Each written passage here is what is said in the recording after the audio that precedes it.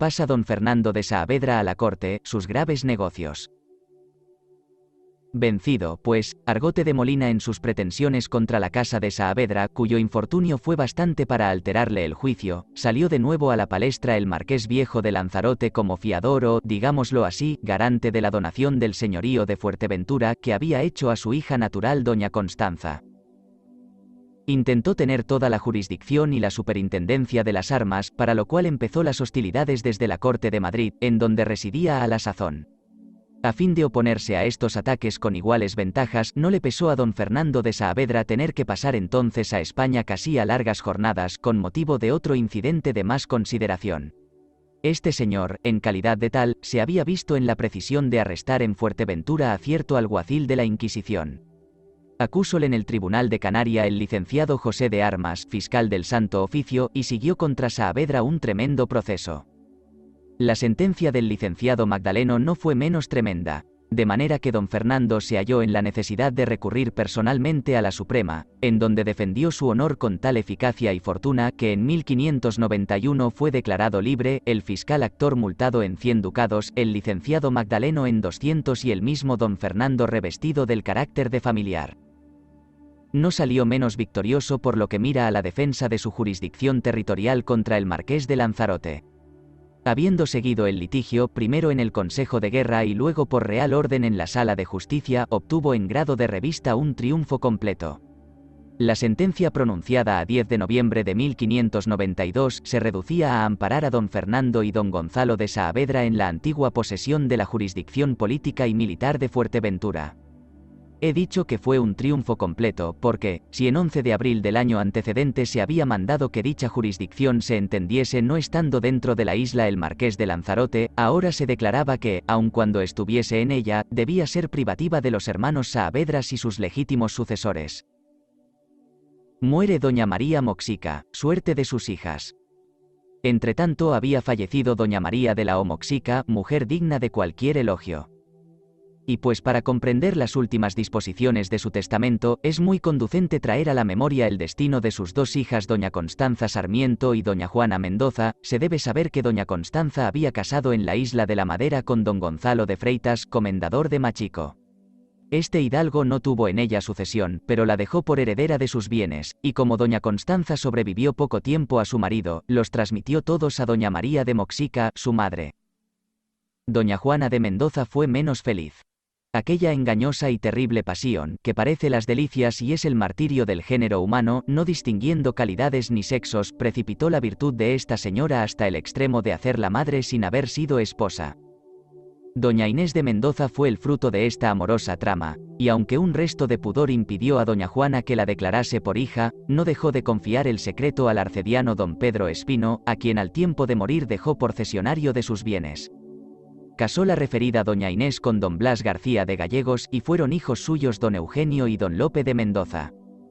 Así, doña María de la O dispuso por su última voluntad que don Fernando y don Gonzalo de Saavedra tomasen la parte del dosavo de las rentas de Fuerteventura y Lanzarote, y doña Juana de Mendoza los bienes que había heredado en la Madera de doña Constanza, viuda del comendador de Machico. Invasión de los berberiscos en Fuerteventura. Corría el año de 1593 cuando se echó sobre Fuerteventura una armadilla de corsarios berberiscos mandada por el moro Jabán, famoso arráez de aquellos tiempos.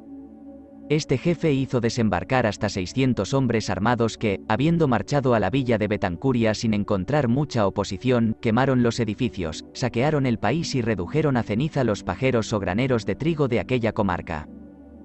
El principal cuidado de don Gonzalo de Saavedra, en medio de tan atroz borrasca, era velar sobre la seguridad de una tierna niña que hacía criar, mirándola desde entonces como heredera presuntiva del Estado. Tal era doña María de Moxica Arias de Saavedra, hija de don Fernando, su hermano, según todas las apariencias, si bien este caballero, residente a la sazón en Madrid, hacía de esta paternidad un misterio tan reservado como ajeno de las leyes de la naturaleza y del honor. Pendiente, pues, esta señorita del cuello y de los brazos de Marina de Casañas, su aya, y escoltada del alférez Juan de Palomares y Marcos de Armas, sus custodios, pudo refugiarse en lo profundo de una gruta de la aldea de Maninubre, en donde permanecieron todos hasta que el enemigo hubo evacuado enteramente el país. Es verdad que, habiendo llegado a la Gran Canaria el aviso de la invasión, dispuso el capitán general don Luis de la Cueva pasase al instante al socorro de Fuerteventura un cuerpo de 200 hombres, sacados de las 3 compañías que había conducido de España 3 años antes. Pero como desembarcaron mareados y mal prevenidos, fueron rotos casi al primer reencuentro, quedando los más en el campo y todos los restantes cautivos de los moros. Esta desgracia, unida a la inquietud que ocasionaba en las islas la subsistencia y alojamiento de la referida tropa, apresuró la orden que al punto llegó de la corte, para que no dejando sino la que pareciese necesaria para guarnición de los castillos, se volviese el capitán general con los demás soldados a España. Viéndose insultado don Gonzalo de Saavedra por los moros dentro de sus propios dominios, que a la verdad no había defendido con crédito, quiso vindicarse de aquella bárbara nación y, haciendo del modo posible el papel de Agatocles, se fue a echar sobre las costas de África, porque sabía que los berberiscos no eran allí invencibles. En efecto, Fuerteventura vio regresar su armada poco tiempo después, cargada de cautivos que aumentaron el número de sus esclavos y vasallos. Aquel nombre envilecía este. Muerte de don Fernando de Saavedra en Madrid. Raras disposiciones de su última voluntad. Entretanto, su hermano don Fernando de Saavedra permanecía en Madrid, favorecido y bien hospedado por el famoso duque de Lerma, primer ministro de Felipe III, con cuya casa tenía relaciones muy inmediatas la de los señores de Fuerteventura. Porque además de los memorables respectos de parentesco que hubo entre las ilustres familias de Herrera y Sandoval, era constante que don Juan de Saavedra, de la de los marqueses de Castellar, tercer nieto del mariscal de Castilla Fernán Darias, de quien también era cuarto nieto nuestro don Fernando, había casado con doña Francisca Enríquez de Sandoval, hija de don Diego de Rojas y Sandoval, y nieta de don Bernardo de Sandoval y Rojas, segundo marqués de Denia y primer conde de Lerma. Así nadie hubiera extrañado que aquel caballero forastero, viéndose obsequiado de un prócer de circunstancias tan relevantes, cual era el primer ministro de un gran rey, pensase manifestarle su gratitud dejando por heredera de sus bienes la casa de los marqueses de Denia, en caso de que falleciese sin sucesión su hermano don Gonzalo. Tales fueron las cláusulas de su testamento, otorgado en Madrid en 1595 y renovadas en su codicilo año de 1601, que fue el último de su vida. De la joven doña María Moxica y lo que hizo don Gonzalo de Saavedra con ella. Pero no dejó de ser materia del mayor asombro, tanto para don Gonzalo como para todas las personas instruidas en las obligaciones esenciales de don Fernando, que, pues este señor sin haber contraído matrimonio solemne había procreado en doña Ana Pardo, isleña de decente aunque pobre familia, una niña que se había educado con la delicadeza y esmero de hija suya, hubiese tenido la inhumanidad de no haberla declarado este carácter, ni de llamarla a la sucesión de su casa, a lo menos después de los días de don Gonzalo, que estaba resuelto a morir soltero. Don Fernando se contentó con haberla asignado 300 ducados de pensión vitalicia. Picado entonces don Gonzalo de Saavedra de que su hermano hubiese sido buen cortesano y mal padre, puso especial empeño en tomar a doña María Moxica bajo de su protección, destinándola para heredera del estado de Fuerteventura, y erigiendo sus bienes en mayorazgo que pudiese llevar en dote y hacer la fortuna de un marido adornado de las mejores prendas. El preferido para tan importante alianza fue el maestre de campo don Andrés Lorenzo Herrera de Mendoza, vecino del puerto de Garachico en Tenerife y regidor de su ayuntamiento. Y como este caballero, que debía sostener la representación de la casa de Arias de Saavedra, mostraba un genio superior, no difirió don Gonzalo el tiempo de hacerle la cesión de todos sus bienes, acciones y derechos, con la cualidad de que usase del apellido de su familia, y la reserva de una pensión de 6.000 ducados anuales. Esta heroica renuncia del Estado, quizá menos frecuente en un señor territorial que en un monarca, había sido precedida de un cuantioso donativo gratuito que don Gonzalo de Saavedra y sus vasallos hicieron al señor Felipe III, en atención a la carta que este príncipe les dirigió desde Tábara, a 24 de octubre de 1601. En ella se significaba la urgente constitución de la Real Hacienda, y la necesidad de que se le hiciese algún empréstito voluntario o donativo para ocurrir a la defensa y conservación de estos reinos. Aquí se puede ver cómo la isla de Fuerteventura, sin fábricas ni minas, no era inútil a la corona del señor de México y del Perú. De don Andrés Lorenzo, marido de doña María Moxica. El maestre de campo don Andrés Lorenzo Arias de Saavedra experimentó al ingreso de su gobierno una acérrima oposición de parte de los marqueses de Lanzarote que nunca abandonaban el sistema infeliz de disputar a palmos la jurisdicción de Fuerteventura. Lo cierto es que doña Mariana Manrique de la Vega, tutora del segundo marqués, don Agustín de Herrera, su hijo, se había creído asistida de muy buenas razones para impedir el recibimiento y contradecir la posesión del Estado que se dio a don Andrés y su mujer. Ella siguió un proceso contra la justicia y regimiento. Pero las dos casas beligerantes, movidas posteriormente de reflexiones más tranquilas y considerando los graves disturbios que habían acarreado sus antiguas disensiones a los vasallos respectivos con excesivos gastos, reservas en el trato, comercio y amistad, dieron oídos a un ajuste de transacción, y sus abogados como plenipotenciarios de las dos casas contratantes concluyeron unos solemnes preliminares de paz ante el teniente de gobernador de la Gran Canaria a 21 de abril de 1611. Recíprocamente desistían, con todas las cláusulas, requisitos y condiciones más formales, de todos sus litigios, diferencias y pretensiones. Primero sobre la recolección y facultad de embarcar las horquillas, segundo sobre los pastos de Jandía y sus aprovechamientos, tercero sobre los límites de la berbería occidental para las entradas, cuarto sobre la exportación de frutos sin pagar quintos, quinto sobre el acotamiento de ciertos parajes para los horquilleros, sexto sobre la compra de ámbar, séptimo sobre la oposición al recibimiento de don Andrés Lorenzo y doña María Moxica en el señorío de Fuerteventura. Pero se reservaba como artículo separado la acción de seguir, desde el año de 1616 en adelante, los pleitos sobre la plena jurisdicción de Fuerteventura, de cuya discusión dependía la gran controversia de la capitanía a guerra, derecho y superintendencia de las armas. Sin embargo, considerando don Andrés Lorenzo que no sería obrar conforme a aquella ciencia de interés que llaman política, si durante la minoridad del marqués de Lanzarote no hacía alguna tentativa sobre esta isla y su gobierno militar, se desentendió del artículo mencionado y, sin aguardar a que expirase el plazo de la tregua, pretendió despojar de la administración a la marquesa tutora, bajo del pretexto ruinoso de la debilidad de su sexo. De este modo la Casa de Lanzarote, que hasta allí siempre había sido actora en este género de preeminencia, se vio forzada a ponerse sobre la defensiva y envió un mensajero a la corte, con las correspondientes instrucciones sobre el asunto, bien que por entonces no tomó mucho cuerpo. Disputas sobre la isla de la Alegranza. Esta infracción tan pública de la paz prometida dio luego margen a un formal rompimiento. El teatro de la nueva tela de juicio fue la pequeña tierra de la Alegranza, cuya posesión se disputaron ambas casas con tanto ardor como si fuesen los bancos de Terranova. No hay duda que esta islilla desierta, estéril, pedregosa y distante casi 3 leguas de Lanzarote, había sido pieza del Estado, hasta que don Agustín de Herrera el primero, por efecto de su natural profusión, hizo presente de ella a su gobernador Diego de Cabrera Leme, para él, sus herederos y sucesores. Pero el gobernador que, a lo que parece, no tenía demasiado gobierno en sus negocios particulares, se deshizo luego de esta alhaja. Vendióla, pues, a Luis de Emerando, y su hija doña Jerónima la llevó en dote a Hernando Ramos, vecino de la ciudad de La Laguna.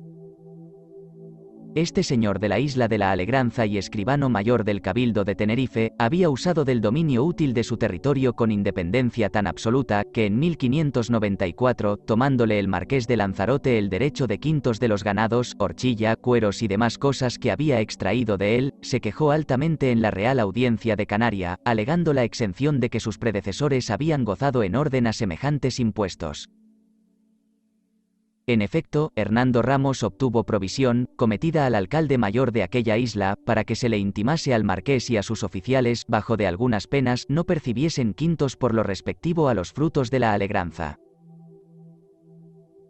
Muerto Hernando Ramos en 1613, no fue empresa muy ardua para don Andrés Lorenzo inclinar el ánimo de la viuda a que, por precio de 1000 ducados en plata, le vendiese la pequeña isla de Alegranza con sus montañas, cuevas, pastos, manantiales, pájaros canarios y horchilla, mayormente teniendo sobre este terreno doña María Moxica de Saavedra, su mujer, el derecho de un dosavo, de que no podía haber hecho donación don Agustín de Herrera el liberal. Mas la adquisición de este señorío sin vasallos, situado en una peña casi imperceptible del océano, fue para la marquesa administradora de Lanzarote una verdadera piedra de escándalo, porque fue objeto de una riña muy contenciosa. Era aquel el tiempo en que esta señora trabajaba en la magnífica patraña de la vinculación del Estado, y, teniéndole cuenta darse por agraviada de semejantes actos públicos de enajenación, contradijo vigorosamente la posesión que don Andrés Lorenzo tomaba de la islilla, de manera que supo seguir la instancia con todo el tesón de una amazona bastante aguerrida en estas refriegas forenses. No obstante, el señor de Fuerteventura cantó por último la victoria, por sentencia de la Real Audiencia de 1614, quedando dueño del campo de batalla. Entretanto, ansioso este caballero de afianzar sus privilegios esenciales por lo concerniente a la superintendencia de las armas, suplicó al rey se dignase mandarle despachar igual cédula a la que su suegro don Gonzalo de Saavedra había obtenido. Examinada esta pretensión en el Consejo de Guerra y visto el informe de don Melchor Ruiz de Pereda, gobernador y capitán a guerra de Tenerife, declaró Felipe III, en 1618, que don Andrés Lorenzo, como señor de Fuerteventura, debía tener el gobierno absoluto de las armas en esta isla, que todos los oficiales le estuviesen subordinados, que en caso de ausencia recayese el mando en el sargento mayor de las milicias, que la Audiencia de Canarias no se intrometiese en el conocimiento de las causas anejas a la guerra, sino que las remitiese al Consejo, a donde tocaban. Don Fernando Arias, sucesor de don Andrés Lorenzo. Sus litigios con la Casa de Lerma. Bien sabía don Andrés Lorenzo que una casa prepotente de la monarquía hacía grandes preparativos de guerra judicial contra el Estado de Fuerteventura, que poseía pacíficamente, pero, antes que esta borrasca diese su último estampido, pasó de esta vida en 1624, dejando el cuidado de la defensa a don Fernando y don Gonzalo de Saavedra, sus hijos. Don Gonzalo no solo abandonó la herencia de Fuerteventura, que era preciso defender, sino también el mundo, tomando el hábito de los ermitaños de San Agustín y el nombre de Fray Diego de la Consolación. Así, don Fernando, que había tomado posesión del señorío en 1630, se halló solo en la palestra contra las fuerzas de la Casa de Lerma, a la que el marquesado de Denia ofrecía suficientes títulos para reclamar la parte de la herencia de don Fernando Arias de Saavedra, su abuelo presunto, en fuerza de la rara disposición bajo de que murió. Esta novedad ocasionó una revolución económica en el Estado. Porque luego que la Audiencia de Canaria, en donde a la sazón era oidor el célebre don Alonso de la Rea, amparó la ilustre casa pretendiente en la posesión, aprehendida 10 años antes por sus apoderados, sucedió que don Fernando Arias y don Blas García Gallegos, los mismos que, poco tiempo antes, habían litigado entre sí sobre la tercera parte perteneciente a doña Juana de Mendoza, se combinaron para el fatal designio de destruir, como en una guerra ofensiva, todos los campos de Fuerteventura, sus crías y sus pastos. En el corto plazo de 6 meses extrajeron más de 4.000 ducados en ganados y frutos. No es necesario tejer aquí la historia circunstanciada de esta prolija discusión, en que se emplearon todas las máquinas de la sofistería forense. Baste decir que estas campañas duraron hasta que, en 1669, se sentenció la causa a favor de la Casa de Denia, cuyos derechos, transitando por las de Lerma y de Cardona, entraron últimamente en el océano de la de Medinaceli. Tampoco debemos detenernos en los litigios y debates que sostuvo nuestro don Fernando de Saavedra contra don Eugenio y don Lope, hijos de doña Juana de Mendoza y de don Blas García Gallegos, entre quienes se concluyeron diversas transacciones. A la verdad, estos incidentes influyeron mucho desde entonces en la desgraciada suerte de Fuerteventura y de sus habitantes. Ellos enajenaron el ánimo de los señores de la isla, que empezaron a retirarse a Tenerife, postraron el nervio del comercio, aflojaron la agricultura y consiguientemente arruinaron la población. Pero son todavía más interesantes para la posteridad los sucesos que voy a referir. Sus servicios a la corona. Sus diferencias con los capitanes generales. Luego que por fallecimiento de don Andrés Lorenzo, heredó su hijo don Fernando el Estado, queriendo que la inspección de las armas y capitanía a guerra afianzasen su autoridad en aquella isla, obtuvo el nombramiento, primero de don Francisco de Andía y Razábal, y después de Juan de Rivera Zambrana, que no usaba don, ambos capitanes generales de las Canarias. Pero, considerando que sus antecesores no habían disfrutado el mismo honor precariamente, sino en consecuencia de diferentes cédulas y reales provisiones, se dirigió al trono del soberano. El señor Felipe IV le concedió esta gracia, confirmó todos los privilegios anejos a su señorío y declaró que las cosas de la guerra debían estar a su cargo en Fuerteventura, donde ya había pocos negocios de guerra y pocas armas. Esta confirmación fue hecha en 1630. No tardó mucho tiempo don Fernando en corresponder fielmente a esta beneficencia real. porque, habiendo comunicado el ministerio orden a don Luis Fernández de Córdoba, capitán general de nuestras islas, para que entresaquéis de sus milicias hasta 1200 hombres, con destino de que sirviesen en la guerra que sostenía la corona contra la Francia, hizo el rey carta particular al señor de Fuerteventura, encargándole coadyuvase con dicho jefe a este propósito por lo tocante a aquella isla, pues lo esperaba así de su conocido celo y amor al real servicio. Era de fecha de 15 de diciembre de 1638. Don Fernando desempeñó con singular aplicación estas intenciones del gobierno, y trabajó en la apetecida recluta al lado del capitán general y del maestre de campo don Juan de Castilla y Aguayo que, revestido de este carácter y del de marido de doña Luisa Bravo, marquesa de Lanzarote, se hizo temer y adular de los isleños. Ya don Luis Fernández de Córdoba tenía muy adelantado su encargo en las demás islas, cuando, habiendo pasado a la de La Palma y embarcdous allí para Tenerife, le sobrevino una memorable aventura. Había surgido en los puertos de La Palma cierta fragata de guerra con pasaporte y bandera amiga. Su comandante se ofreció con gusto a transportar al general. Mas he aquí que, luego que se hizo a la vela y se engolfó algún tanto, entran de tropel en la cámara todos los oficiales, decláranse holandeses, aprisionan al capitán general y lo llevan a Ámsterdam con sus domésticos.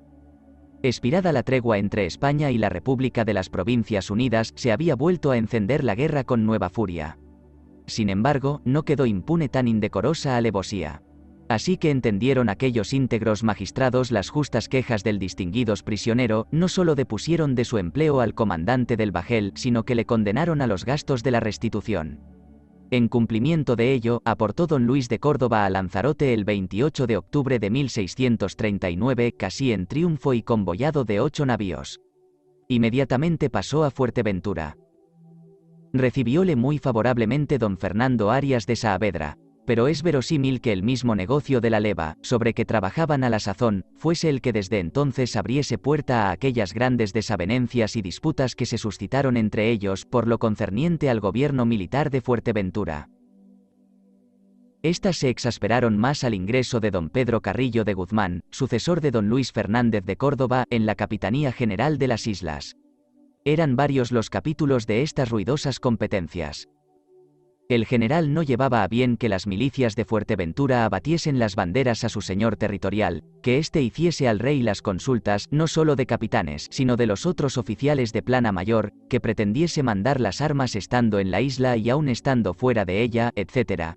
Así no es de admirar que, habiendo volado la fama de semejantes disensiones a la corte, aumentadas sin duda de la exageración, como sucede en la distancia, venciese don Pedro Carrillo, a quien sostenía el ministerio, y obtuviese una real orden del monarca, dirigida a su rival, y concebida en estos benignos términos.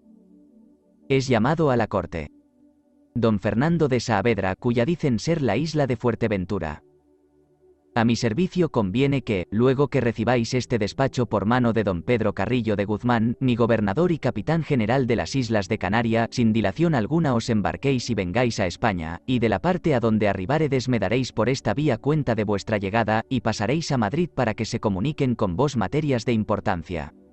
Ejecutaréislo así, que a don Pedro Carrillo se le advierte de esta orden y que os dé la asistencia que fuere necesaria para la celeridad del viaje, que en ello me daré por servido de vos. Y espero de vuestras obligaciones ganaréis las horas de tiempo que fuere posible. De Zaragoza 1 de mayo de 1645. Yo el rey. Obedeció don Fernando con la misma celeridad que se le pedía, pero tuvo sobrado tiempo en Madrid para descansar. Casi 2 años se paseó por la corte. Acrisolados, al cabo de ellos, los puntos de sus competencias con la Capitanía General en el Consejo de Guerra, consiguió real permiso para restituirse a su estado, bajo las declaraciones siguientes. 1. Tanto en Fuerteventura como en las demás islas de señorío, se reformará el abuso de abatir las banderas a otro que no sea el Capitán General de las Canarias. 2. Don Fernando de Saavedra y demás poseedores de dichas islas tendrán en ellas el gobierno militar, en observancia de las órdenes anteriores. 3. El señor de Fuerteventura propondrá 3 sujetos para capitanes de cada compañía que se formase de sus vasallos, remitiendo la propuesta al Consejo de Guerra para su aprobación. 4. Cesará la introducción de otros grados superiores al de sargento mayor. 5. Este oficial estará a las órdenes del señor de la isla, siempre que residiere en ella. Expidióse la referida orden en Madrid, a 2 de febrero de 1647 y se comunicó a don Pedro Carrillo de Guzmán para que la hiciese notoria.